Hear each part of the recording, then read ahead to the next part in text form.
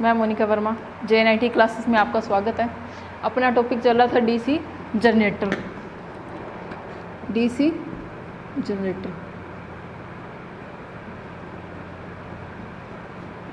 जिसमें अपने ने इसके भाग कर लिए थे, कौन कौन से जनरेटर होते हैं और क्या क्या काम करते हैं।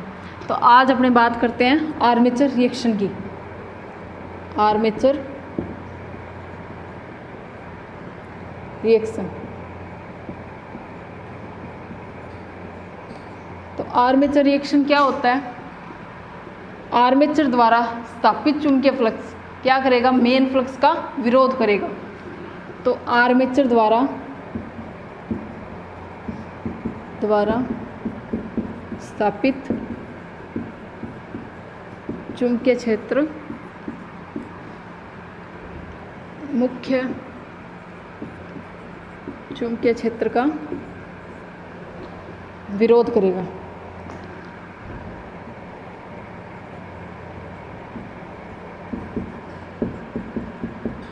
तो इसका मतलब क्या हुआ?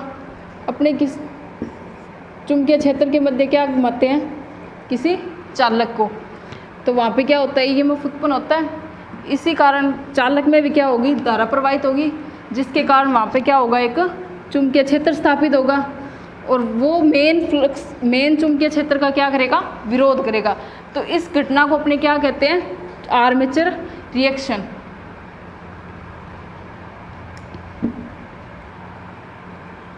तो आर्मेचर रिएक्शन क्या होता है? आर्मेचर द्वारा चुंबकीय क्षेत्र स्थापित किया जाता है, वो क्या करता है? मेन फ्लक्स का विरोध करता है। तो इसी घटना को अपने क्या बोलते हैं? चुंबकीय विक्षोभ। तो इस घटना को क्या बोलते हैं? चुंबकीय विक्षोभ। तो अब आता है, ये दो प्रकार के होते हैं, दो टाइप होते हैं इसके। पहला आता है चुंबकीय विक्षोभ प्रभाव और दूसरा आता है विचुंबकन प्रभाव।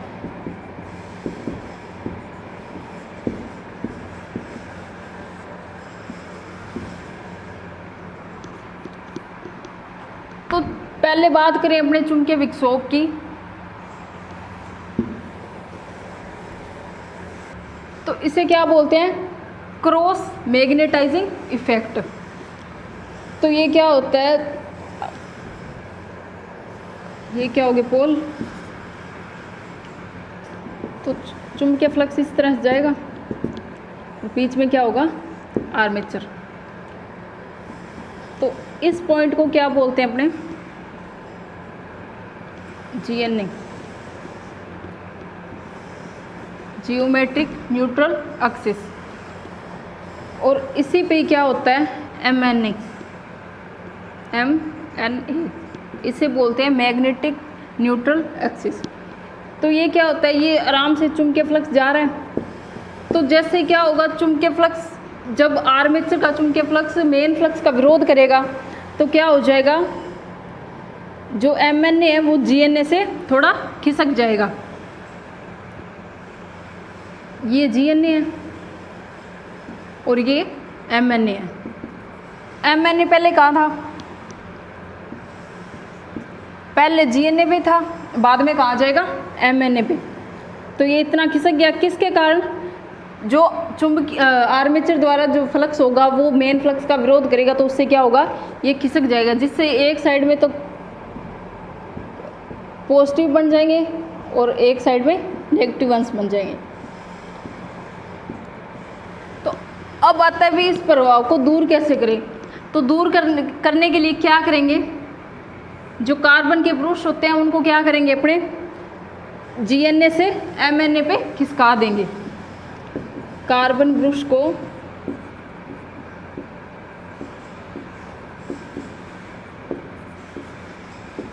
MNA पर खिसका देंगे।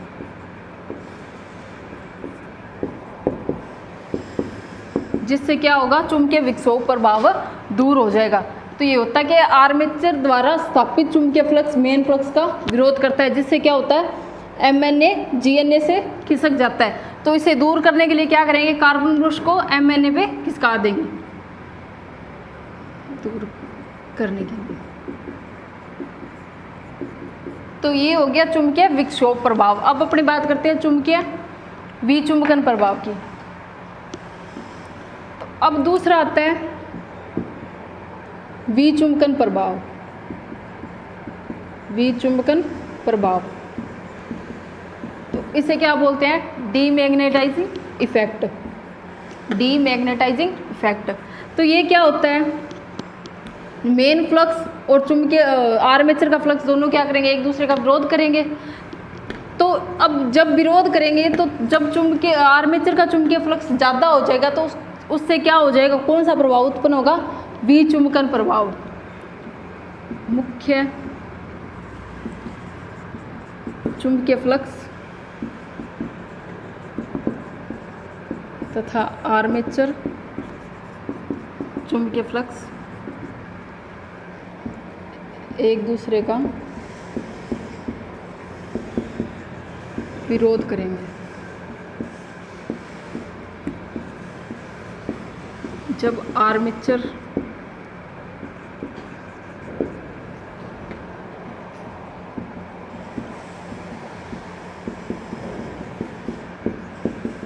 तो इस घटना को क्या बोलेंगे अपने, विचुंबकन प्रभाव।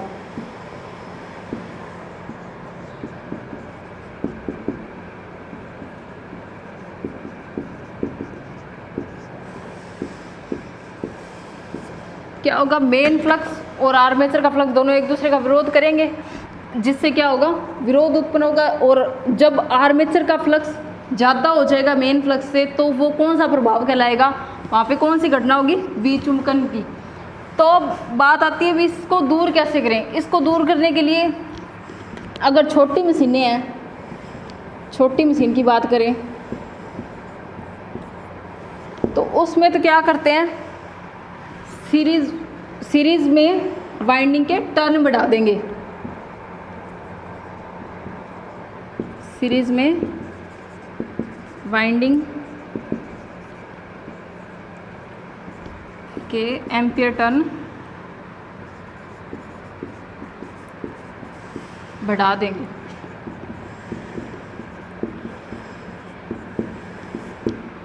तो ये तो हो गया छोटी मशीनों के लिए, क्या करेंगे, सीरीज में एम्पियर टर्न बढ़ा देंगे। अब आप बात आती है बड़ी मशीनों के लिए। तो छोटी मशीनों में तो सीरीज में टर्न बढ़ा देंगे। अब बड़ी मशीनों में आता है, बड़ी मशीनों के लिए तो इसमें एक वाइंडिंग होती है कंपनसेटिंग वाइंडिंग, जिसका यूज़ करेंगे अपने बड़ी मशीनों में, कंपनसेटिंग वाइंडिंग।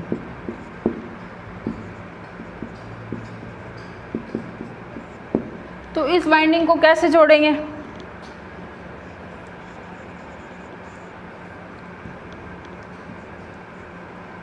ये हो गया आर्मेचर। आर्मेचर के साथ क्या लगी होती है, सीरीज वाइंडिंग लगी होती है। तो उसी सीरीज वाइंडिंग के साथ में एक कंपनसेटिंग वाइंडिंग भी जोड़ देंगे। ये शंट होगी सीरीज और ये कंपनसेटिंग वाइंडिंग और ये आर्मेचर।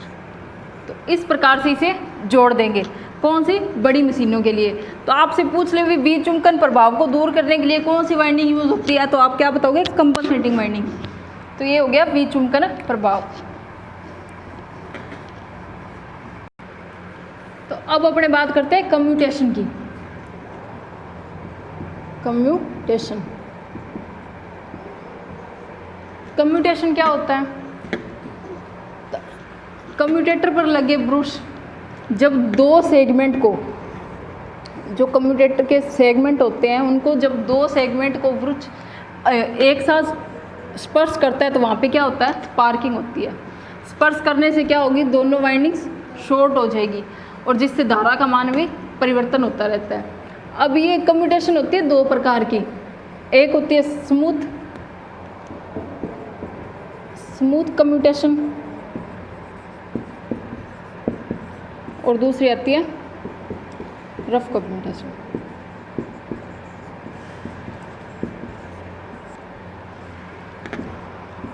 तो तो जब एक ब्रश दो सेगमेंट्स को एक साथ छूता है तो वहाँ पे क्या होता है, स्पार्किंग उत्पन्न होती है, जिससे धारा का मान में परिवर्तन होता रहता है। जिसमें परिवर्तन धारा का मान तेजी से होगा तो वो क्या कहलाएगी, रफ कम्यूटेशन।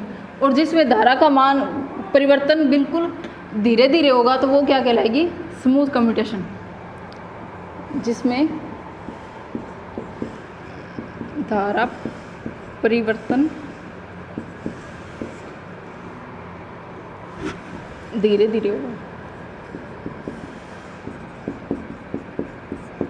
तो जो जिसमें धारा का परिवर्तन धीरे धीरे हो गया वो तो क्या कहलाएगी, स्मूथ कम्यूटेशन। और रफ क्या कहलाएगी, जिसमें धारा का परिवर्तन तीव्रता से होगा, जिसमें आर्मेचर धारा का परिवर्तन तीव्रता से होगा। तो ये दो टाइप के होते हैं। तो अब आता है इस कम्यूटेशन को दूर कैसे करें, तो इसके लिए यूज़ करते हैं इंटरपोल। तो कम्यूटेशन को दूर करने के लिए किसका यूज़ करेंगे, इंटरपोल का। इंटरपोल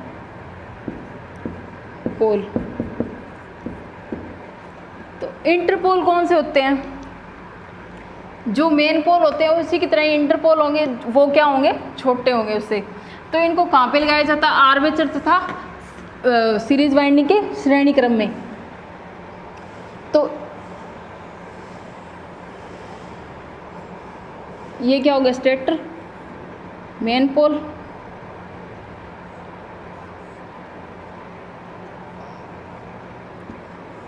और इसके साथ यहाँ पे क्या लगा देंगे, साइज में छोटे होंगे, ये क्या है, इंटरपोल।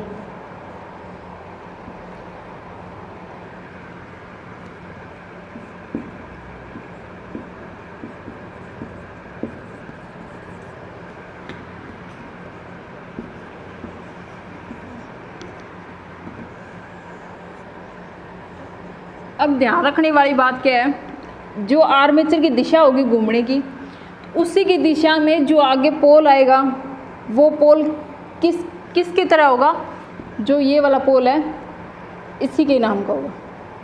ये फिर S, ये N और ये फिर S।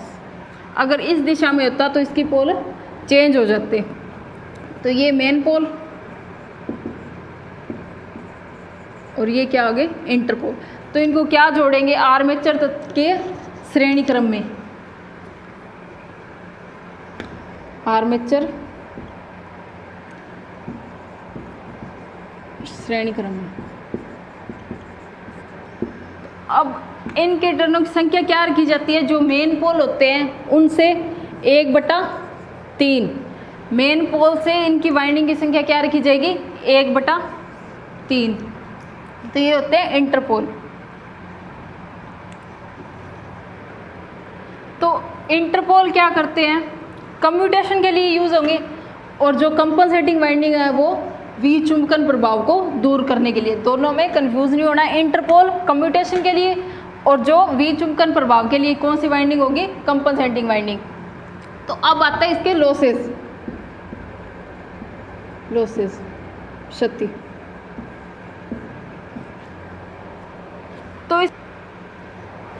तो लॉसेस में सबसे पहले अपने बात करते हैं कॉपर लॉस की, ताम्र हानियां।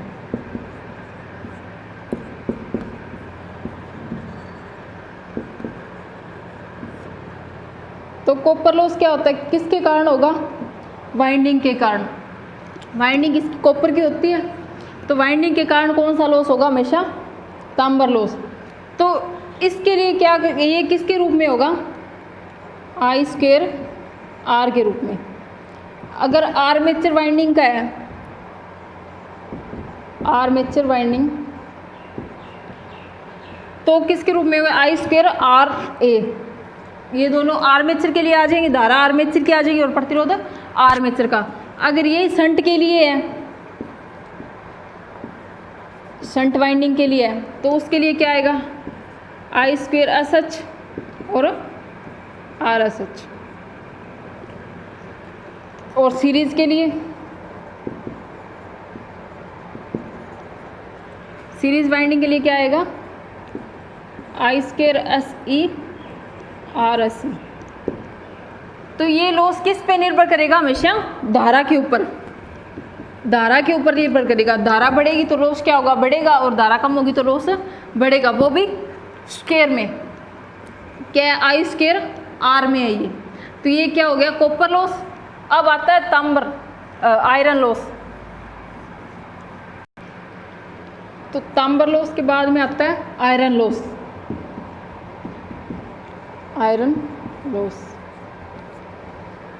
लोहा आने।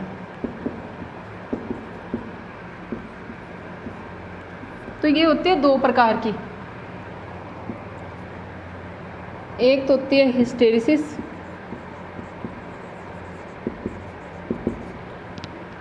और दूसरा होता है एडी करंट।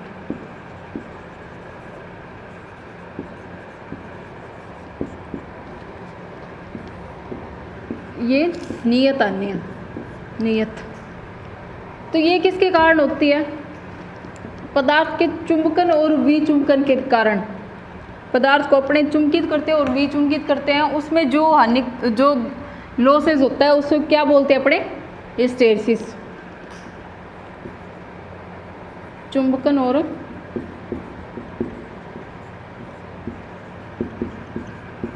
विचुंबकन के कारण।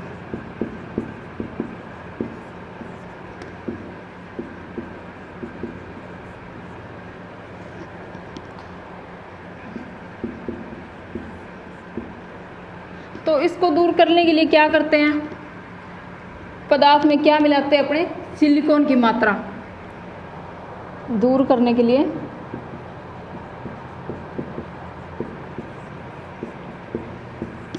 सिलिकॉन मिलाया जाता है।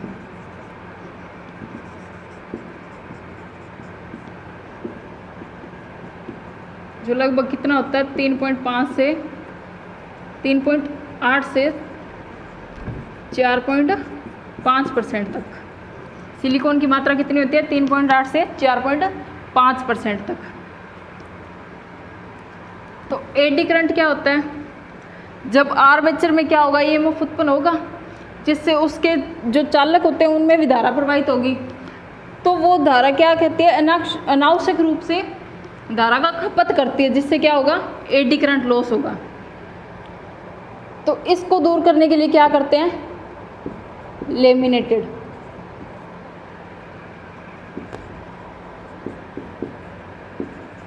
आर्मेचर कोर होती है, उसे क्या करते हैं, लेमिनेटेड करते हैं।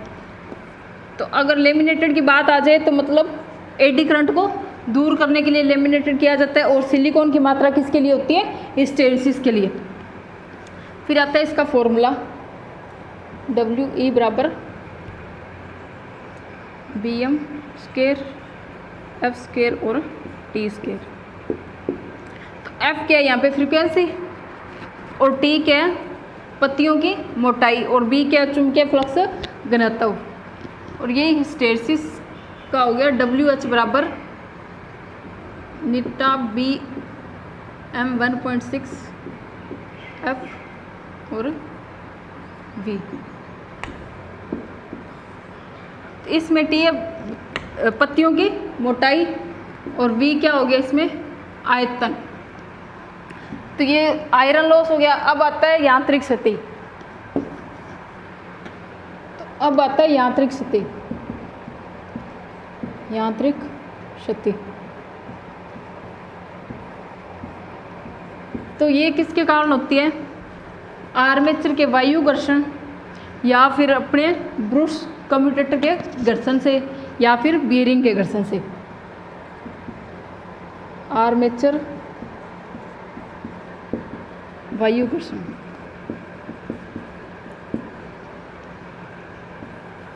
बीयरिंग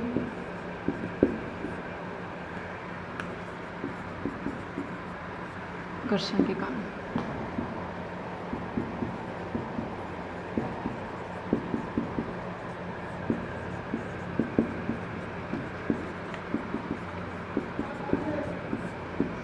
तो आर्मेचर वायु घर्षण, बेयरिंग घर्षण और ब्रुश कम्यूटेटर के घर्षण के कारण कौन सी क्षति होगी, यांत्रिक क्षति। जहाँ पे तांबर लॉस और आयरन लॉस दोनों बराबर हो गए, वहाँ पे क्या होगा, दक्षता उच्च होगी। जहाँ तांबर लॉस और आयरन लॉस दोनों बराबर होंगे तो दक्षता क्या रहेगी, उच्च रहेगी।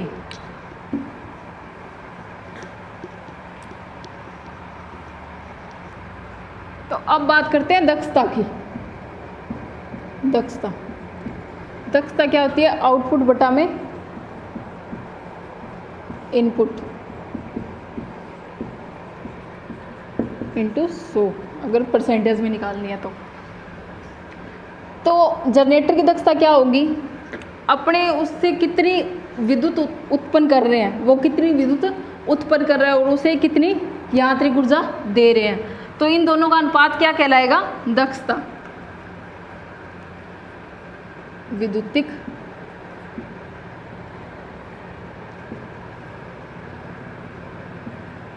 ऊर्जा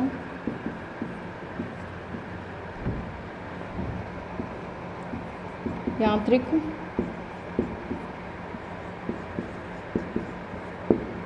तो अपने कौन सी देंगे इसे, यांत्रिक ऊर्जा, और आउटपुट में क्या मिलेगी, विद्युतिक ऊर्जा, और परसेंटेज के लिए 100। तो ये क्या होती है जनरेटर की दक्षता। तो अपने जनरेटर कंप्लीट हो गया, बाकी अपने नेक्स्ट वीडियो में करेंगे मोटर। Thank you.